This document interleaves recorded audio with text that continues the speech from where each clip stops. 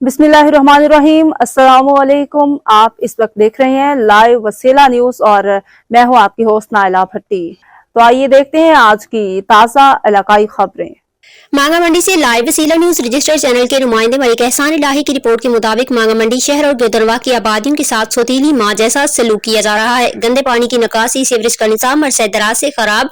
इस हल्का से 3 दफा मुंतखब होने वाले एमएनए और एमपी अवाम की दादरसी करने को कोई तैयार नहीं। इस वक्त आपके सामने चंद मोहल्लों का हाल आपको दिखाना चाहते हैं। मोहल्ला आदिल टाउन का हाल देखें। गंदे पानी की निकासी न होने पर पानी घरों में दाखिल हो रहा है। गढ़ों से पानी निकलकर गलियों में जमा होकर नदी नालों की शक्ल इख्तियार कर चुका है। शहरियों का घर से निकलना और दाखिल होना मुश्किल, नमाजियों को मस्जिद में जाकर नमाज अदा करना मुश्किल और बच्चियों का स्कूल जाने और आने में परेशानी का सामना। इसके अलावा गढ़ों के ढक्कन गायब है। मांगा मंडी शहर और गिरदनवा की आबादियां मुख्तलिफ मसाइल में घिरी हुई है, कोई पूछने वाला नहीं। नहरी आबादी के अलावा यूसी 265, यूसी 266 में गंदे पानी की निकासी का निजाम और दराज से खराब है।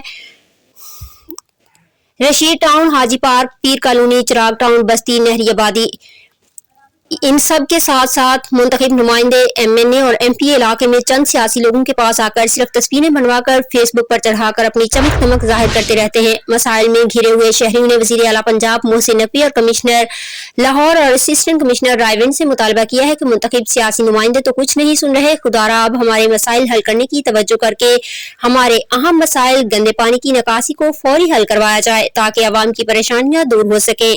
अब तक के लिए इतना ही। मज़ीद खबरों और मालूमात की अपडेट के लिए देखते रहिए लाइव वसीला न्यूज़।